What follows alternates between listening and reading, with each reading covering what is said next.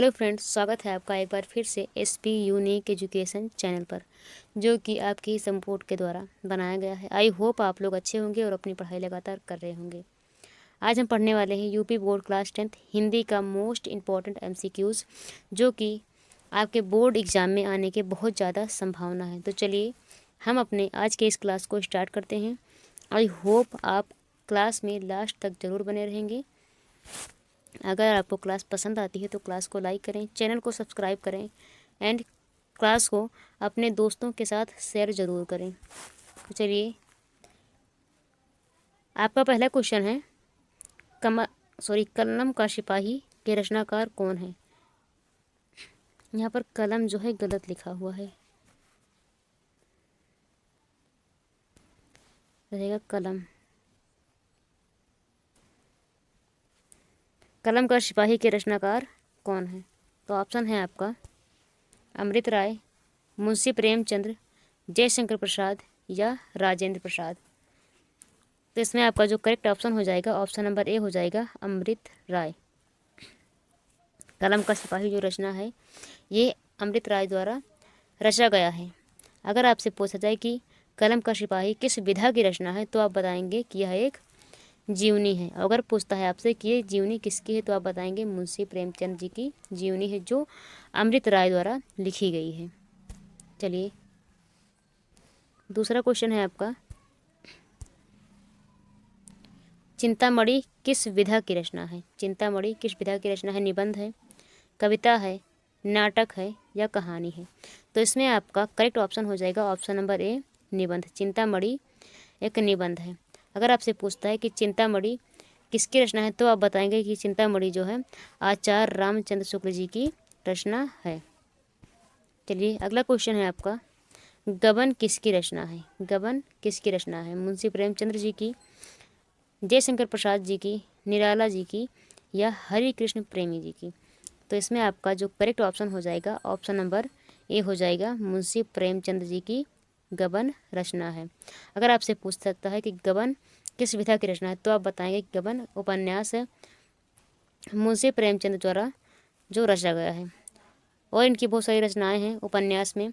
गबन है, गोदान है, रंगभूमि, कर्मभूमि, निर्मला, सेवा सदन, ये सारी रचनाएं इनकी उपन्यास है। मुंशी प्रेमचंद जी को उपन्यास का सम्राट कहा जाता है, ये बात आप लोग ध्यान रखेंगे। चलिए, अगला प्रश्न है आपका, नीड़ का निर्माण फिर किस विधा की रचना है। नीड़ का निर्माण फिर किस विधा की रचना है? तो ऑप्शन है आपका आत्मकथा है, जीवनी है, साक्षात्कार है या निबंध है। तो इसमें आपका जो करेक्ट ऑप्शन हो जाएगा, ऑप्शन नंबर ए हो जाएगा नीड़ का निर्माण फिर यह एक आत्मकथा है। अगर आपसे पूछता है कि नीड़ का निर्माण फिर किसकी रचना है, तो आप बताएंगे कि ये हरिवंश राय बच्चन जी की आत्मकथा है। चलिए, अगला प्रश्न है, प्रिय प्रवास किस युग की रचना है। द्विवेदी युग की रचना है, भारतेंद्र युग की रचना है, प्रगतिवादी युग की रचना है या छायावादी युग की रचना है। तो इसमें आपका जो करेक्ट ऑप्शन हो जाएगा, ऑप्शन नंबर ए हो जाएगा द्विवेदी युग। द्विवेदी थोड़ा गलत लिखा हुआ है, इस पर आप लोग ध्यान देंगे।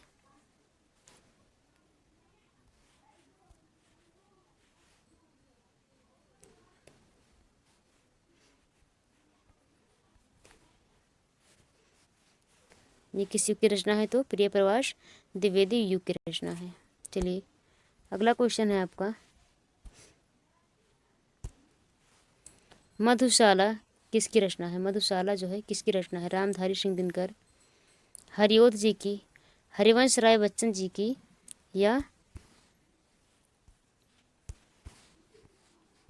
या राजेंद्र प्रसाद जी की। तो इसमें आपका जो करेक्ट ऑप्शन हो जाएगा, ऑप्शन नंबर सी हो जाएगा हरिवंश राय बच्चन जी की ये रचना है। मधुशाला, मधुबाला, मधुकलश, ये हरिवंश राय बच्चन जी की रचना है। चलिए,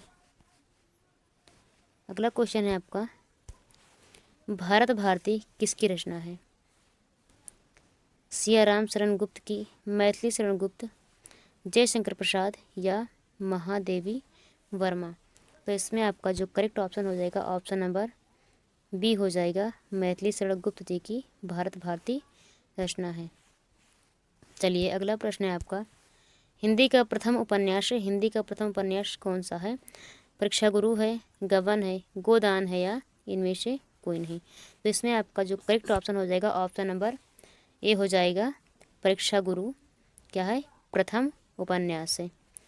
चलिए अगला क्वेश्चन है आपका, हंस पत्रिका के संपादक हैं। हंस पत्रिका के संपादक कौन है? मुंशी प्रेमचंद जी हैं, इला चंद्र जोशी हैं, गुलाब राय हैं या जयशंकर प्रसाद हैं।